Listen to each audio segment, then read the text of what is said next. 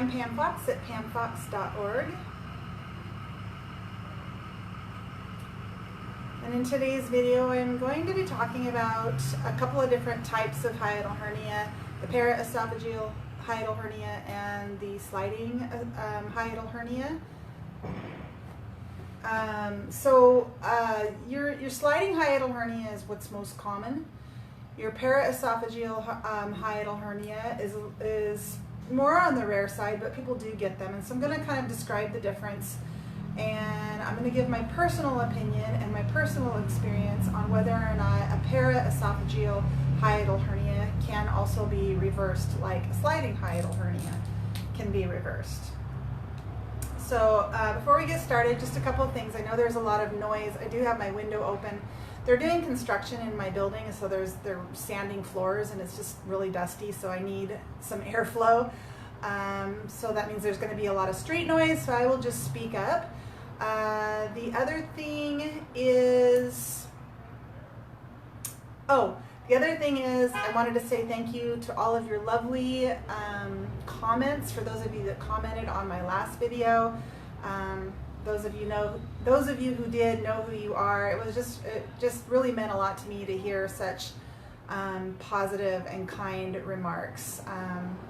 That's the kind of thing that just really keeps me going, because in my business, there's a lot of reasons that people quit. There's a lot of reasons people get discouraged. And when I say people, I'm talking about people like me, natural healers, health coaches, life coaches.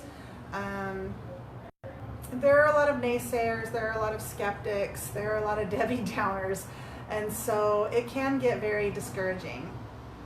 And here on social media, I have my own set of challenges I have to deal with, not only the public and some of the more negative comments, which are actually quite rare. I get way more positive feedback than I do negative, but I am a sensitive person, so I tend to focus more on the negative. But beyond that, there's also just the continuing changes that are, and just regulations that are being put on social media and on people such as myself, for good reason. I mean, there needs to be regulation, I understand that, and it's a good thing, but the direction that it's heading,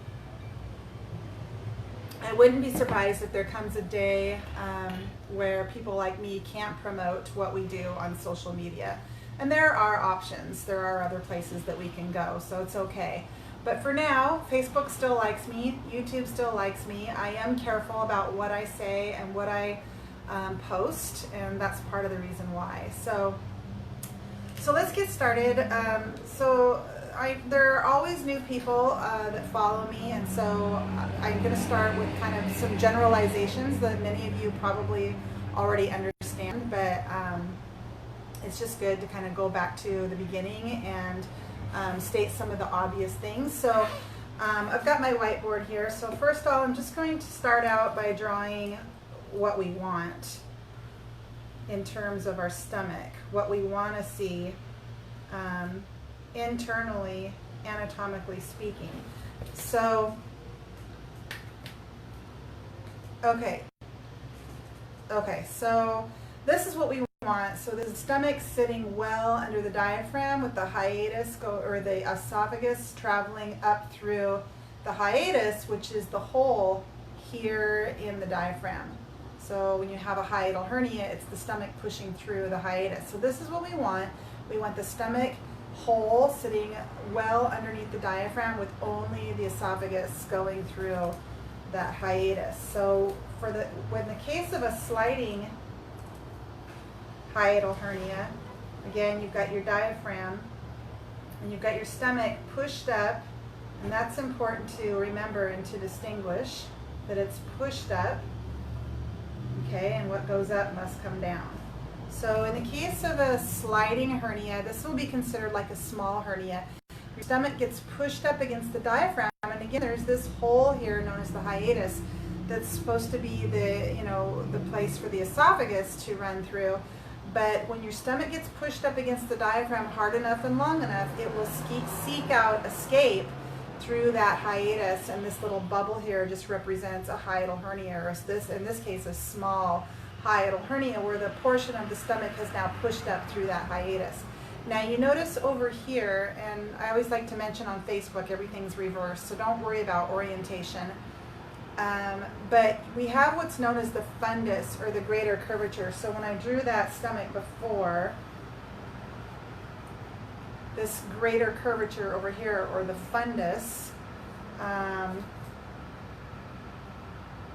this portion, so your esophagus would run up like that. The fundus, or the greater curvature here, so here it's just pushed up against the esophagus. So you need to keep that in mind for what I'm about to say when I describe the para-esophageal hernia. So we still have our fundus underneath the diaphragm here in the sliding hiatal hernia. It's just a portion of your stomach, that part that's just connected to your esophagus is pushed up through the hiatus. And this is the most common, and it makes sense because this portion of your stomach sits usually right underneath the hiatus, because that's where your esophagus goes through the hiatus. All right, so with a paraesophageal, just give me a second to draw this.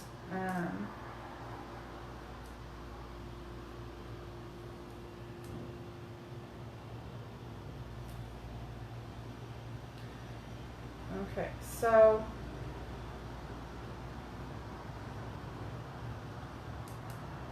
that's good. All right. So with the paraesophageal hernia, now we have this fundus, this greater curvature, is actually pushed up through the hiatus, and it's sitting parallel to the esophagus here. Okay, kind of looks like a duck. So instead of this little top part of your stomach bubbling up through the hole, now you've got this whole portion of your stomach has pushed up through the hiatus, and it's kind of sitting next to your esophagus here. And probably a more accurate depiction would look a little bit more like this, where they're really kind of pressed against each other. That fundus is pressed against the esophagus. And so for those of you that take my course or you follow me, you know I've talked a lot about the peritoneum, which is the internal abdominal adhesion or mesentery that kind of holds all of the organs in place. And so with the hiatal hernia, as the stomach pushes up into this position, it can move in and out with the sliding hiatal hernia. It can also, if it's there long enough, it can attach itself. So the stomach here will attach itself to the diaphragm, and here as well. And then maybe this portion of the stomach up in the chest cavity, it might attach itself to whatever, to maybe a portion of the lung or whatever is there with that peritoneum, with that adhesion, with that mesentery. And in the case of this paraesophageal, this portion of your stomach may attach itself with that adhesion to the esophagus. And again, this portion is going to be, it's pushed up against the diaphragm and it's attaching to the diaphragm. So we have these new attachments that are created with the hernia. And the reason that's important to know is because those attachments, that mesentery, it can stretch, it can detach, and so it doesn't have to be a permanent thing. In fact, when they do a surgical repair, they go in and they cut away, they incise that attachment in order to pull the stomach down because it's attached. And I think this is one of the reasons so many doctors will say a hiatal hernia can't be reversed naturally, is because they know about these attachments that occur. But we know that these attachments can be stretched. We know that they can be detached with consistent, gentle, ongoing exercises that move that stomach downward and stretch those adhesions. Will this happen for everyone in one round of exercises or one visit to the chiropractor? Usually not. It's an ongoing, consistent effort, just like, you know, most exercises. Like if you want to go out and get in shape, you don't just go to the gym once. Usually it takes, you know, ongoing, consistent effort. And it's the same thing with my protocol, the exercises that I teach. It's gentle daily exercises that move that stomach downward. So now the question becomes, can you reverse a paraesophageal hiatal hernia? I had a question just come to me today. It says, do you know if a paraesophageal hiatal hernia can be fixed naturally? Do you have any success stories of those? Basically asking, can all forms of hiatal hernias be fixed without surgery or just some of them? And so my answer to that is a couple of things. One, we know that we can move the stomach downward manually with exercise. Again, for some it may take a short period of time, for others it will take a longer period of time. It really just depends on your attachments, it depends on your hernia, how deep is it, how is it situated. But we know we can move the stomach down. We know that we can stretch peritoneal attachments. We know that we can break those adhesions. We know all of this. We also know that we can tighten the hiatus, okay? So this hole that the stomach has sought this escape through, we can shrink that. We can tighten that. It's skeletal muscle. And so with the right breathing exercises, again, one round of exercises probably isn't going to do the trick. It's going to be ongoing, daily, consistent effort that will eventually tighten and shrink that hiatus. Now again, depending on you, maybe the size of your hiatus, maybe you've had a hernia your entire life. Maybe that hole never fully developed in utero and you have what's known as a congenital hernia. Maybe your hiatus is quite large. Maybe a large part of your stomach has been sitting in your diaphragm for many years. So I don't know to what degree your hiatus can shrink or tighten. I don't know that. I can't know that. The only way you can know any of this really is to try and see how far you can get with it. Now that being said, if you do have this type of hernia, if it's not giving you, a lot of discomfort, doctors may want to wait as opposed to doing surgery. They're more likely to do surgery with a paraesophageal hiatal hernia than a regular sliding hiatal hernia because, and this is important, you are at higher risk of strangulation with this type of hernia because you have a large part of the tissue now that's in the diaphragm, which means if you have, lack of blood supply to this tissue here, it can begin to die off. And if that's the case, it will be extremely painful for you. Most people who end up having these emergency surgeries end up in the ER with a lot of pain because of this, because it's been strangulated and because these tissues are now dying essentially because they've lost blood supply to those tissues due to the strangulation. So again, just knowing that we can move the stomach down, knowing that we can detach adhesions, knowing that we can strengthen and tighten the diaphragm, then we know that the possibility to reverse either of these types of hiatal hernias is definitely possible. Now, have I had anybody contact me saying that, thank you so much, Pam, your course really helped me. I had a paraesophageal hiatal hernia and I was able to reverse it. I can't recall of anyone that's ever sent me such a message. I don't recall that. So I can't say, yeah, I've helped people reverse their paraesophageal hiatal hernias. I'm also not going to say that it can't be done. I would never tell somebody that you can't heal, that you can't, reverse something naturally. I don't know that, and I would never tell somebody that. Really, it comes down to trying. If you're putting off surgery because you want to exhaust natural alternatives, try my protocol and see if it helps. Just keep in mind to really go through the protocol in its entirety.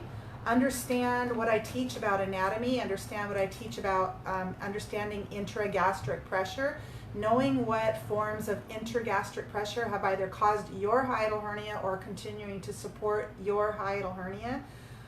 So if you know these things, you can really treat your hiatal hernia more comprehensively, right? So you're addressing what's causing your constipation and your bloating. That's really important.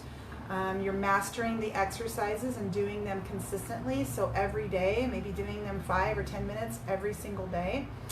You're mastering the breathing exercises so that you're working on strengthening your diaphragm. And one question that comes up a lot, and for a good reason, is, should I just focus on moving my stomach down and then focus on strengthening the diaphragm, or should I do them simultaneously? And so you'll know if you're one of my students that in my first course, I have a tutorial of exercises that go over moving the stomach down and strengthening the diaphragm. It's a 10 exercise series.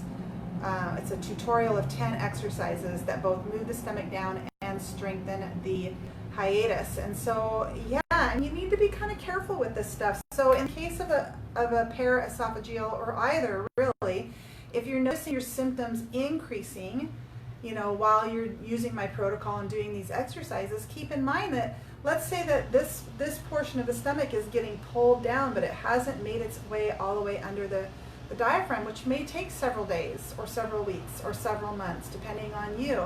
And so you have to also remember that the vagus nerve, which innervates the esophagus, I'm just going to draw the nerve.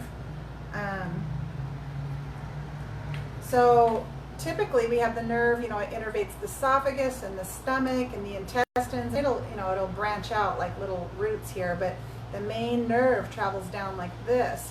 And so in the case of your paraesophageal, you know, with your fundus up here, it's going to come, let's see if I can do this, like that. And so you're going to have you're going to be at much higher risk of a kink in that nerve in this case. And so as you start to pull on that, that's going to potentially further agitate the vagus nerve and cause additional symptoms. You know, there are a variety of symptoms associated with the vagus nerve. Hi, Fran. Fran says, feeling better using digestive enzymes. Great. Trying plant-based diet. Oh, great. And your exercises for moving stomach down from your course. Thank you, Pam. Wonderful. Okay, so yeah, be sure to keep in touch with me, Fran, and let me know what you think of the plant-based diet. So I do recommend plant-based nutrition. In my experience and so many other people's experience, it's a great way to address bloating and constipation. Now, that being said, it's not the case for everyone. Some people have a gut dysbiosis, which means they've killed off a lot of the healthy bacteria in their stomach. They have a lot of injury and inflammation, gastrically speaking, in their stomach and their intestines. And they begin to eat a plant-based diet, which is very high in fiber, and they just don't have what's necessary to digest those fibers. And I could go on and on about additional examples of that in particular people who do go on a plant-based diet and they notice their symptoms don't improve. In fact, they get worse. So it's not always going to help everybody, but keep in mind that because plant-based diet is making some people feel worse, doesn't mean a plant-based diet is unhealthy, okay? So some people are in a state of digestive distress where they can't digest those fibers. It is treatable. That is treatable. So that's the good news. Okay, so getting back to this, got my little duck here. When it comes to moving that down, if you begin to have additional maybe pain, we could be having a stretching of those adhesions that would cause that pain, irritation of the vagus nerve, irritated tissues in general. So all of these tissues are going to be irritated, agitated, injured, and inflamed because of the hernia. And you start to pull on that, so that could cause, you know, additional pain in general. And you know, I am a big proponent of listening to the body and responding accordingly. And so if I'm doing something that causes pain, I want to stop. And so this is where it becomes tricky. If you're doing my protocol and it's causing additional pain, you know, it's not something you want to just power through. You want to stop and let those tissues kind of rest and heal. If you're taking my course, you know that I advise that when that happens, just to revert back to the baby's breath. Put the exercise tutorial on the back burner for a period of time and revert to the baby's breath. Practice expanding the abs, practice relaxing the abs while breathing. You have to master this technique anyway, so you can revert back to that, and you shouldn't have the same pain and discomfort that sometimes the exercises can cause. You have to be gentle with my protocol, as I say over and over again. It's very important. So if you have a para-esophageal hiatal hernia, my best recommendation for you, if you're trying to avoid surgery and exhaust your natural options, is to meet with a chiropractor who has experience and knowledge on how to unherniate your stomach. You want to work with somebody who has experience with this. They may need to see you multiple times in order to get those adhesions, beginning to stretch those adhesions and get this downward movement of the stomach. They may be able to unherniate it in one visit, and that's where my protocol comes in. You can use my exercises to hold that stomach down, to keep it down. You can use my protocol to help you better understand what's pushing your stomach up, so you can stop doing whatever you're doing that's pushing your stomach up. There's a bunch of different things that you may be doing that support your hernia. It wants to move back down, but it can't because of all of this upward pressure. So you can use my protocol to hold that stomach down once you've got it reversed. You can use my protocol to unherniate it as well, but with that a paraesophageal hernia, it's likely going to take more patience, more time, more consistency. You want to make sure that if you know you have a paraesophageal hernia, it's going to be even more important for you to chew your food really well, eat small meals, all of the things that they recommend. But work with the chiropractor, get your stomach unherniated, and then use my protocol to hold that stomach down and tighten the diaphragm, right? Because if you can get your hiatus to do this, to tighten up, then you'll have less opportunity for that stomach to escape through the hiatus again in the future, which is what you want. I am here to help people win. I'm here to help people reverse their condition and not just manage it temporarily or improve it a little bit. While some people, that's all they're experiencing. Maybe they just experience a little bit of relief or a little bit of improvement. My goal is for people to reverse their hiatal hernia, which means getting it completely unherniated and then strengthening and tightening that hole so it can't push up again. And understanding all of the different forms of intragastric pressure so that you make some of those changes where you're not constantly, putting that pressure on your stomach and pushing it into the diaphragm where it's going to seek out that escape through that hiatus. All right, so more information on my course is at my website, pamfox.org. And I will link that in the description below. All right, that's it for today. Thank you so much for watching. And remember, you can post your comments and questions below in the feed below this video. And if you post a specific question, I will try to get to that within 24 to 48 hours. All right, thank you so much for watching.